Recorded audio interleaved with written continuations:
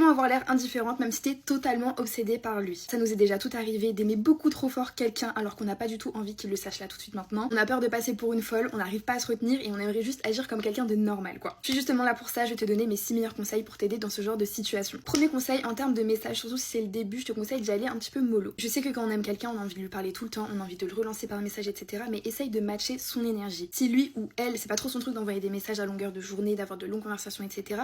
Essaye de prendre un petit peu de distance, évite de relancer la personne après 1 heure de remis, et surtout de manière générale, ne sois pas tout le temps derrière ton téléphone à attendre ses messages et à répondre à la minute près parce qu'il faut que tu montres que t'as aussi une vie et qu'il n'y a pas que cette personne qui compte pour toi. Même si je suis d'accord qu'il faut rester naturel, il faut rester authentique, il faut pas se bloquer et se brider si t'as envie de faire quelque chose, il faut pas non plus faire peur à la personne que tu kiffes. Romantise ta vie, mais ne le romantise pas que lui. Même si dans les débuts où on aime quelqu'un, on a l'impression que c'est le centre de notre vie, ce n'est pas le cas. Pense tous les jours au fait que t'es une bête de meuf, valorise-toi, aime-toi, parce que c'est très facile dans ce genre de moment de tomber dans le truc de ah mais cette personne elle est limite supérieure à moi. Genre il est trop bien pour moi, parce que si tu commences à penser ça, ça va se voir dans certains de tes actes même si t'en as pas envie. Garde aussi en tête que certes t'auras de la chance si t'arrives à l'avoir, mais si il t'a, il aura de la chance lui aussi. Et ça, essaie de te le rappeler à chaque fois que tu penses trop à cette personne. Sois là, sois présente pour lui, sois disponible, mais pas H24. Pas contre vents et marées, n'en fais pas ta priorité, parce que ça ce sera si vous êtes en couple au bout de certains mois, mais si vous n'êtes pas encore ensemble, ne fais pas comme si vous étiez déjà en couple. La meilleure façon pour que ça se passe au mieux pendant la période de flirt, de pré-couple, c'est que tu sois chill. Montre que t'es une personne tranquille, pas prise de tête. Après il faut toujours rester dans le cadre du respect évidemment, mais essaie vraiment d'avoir l'énergie de ok, ma vie elle est déjà trop bien avec ou sans toi. Après si t'es là, bah tant mieux, c'est un bonus,